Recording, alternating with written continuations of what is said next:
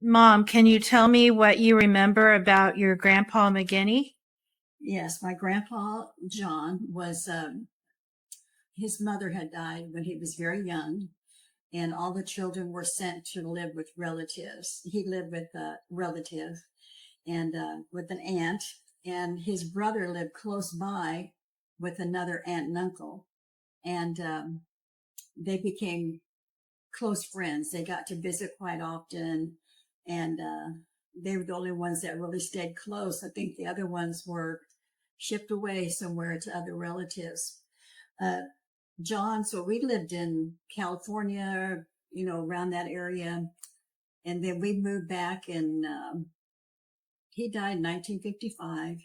We moved back, but it was in time for me to visit him quite a bit. And he was sick at the time and he was in a recliner, kind of leaning back in his chair. And as cousins, we would running around circles around him and he was giving us gum and he was laughing and grandma and my mom came in and said, "You kids need to be to quiet down because grandpa's not feeling well." And he said, "Oh, you leave these kids alone. They're fine." And but I remember my mom telling me that during World War II, that she and my older brother came to stay with them.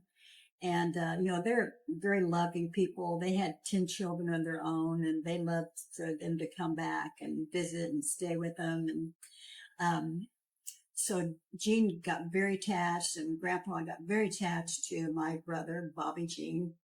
And it was very sad, I'm sure, when he left. So my grandpa was sitting out on the porch one day and he said, "Katie," which was my grandma's nickname all her life, he said, "Go get the neighbor kids. I need some kids around me." And he was a very loving man, and he was 76 when he passed on. And but was sorry I didn't get to know him better. But everybody says he was a kind and gentle man, a hard worker.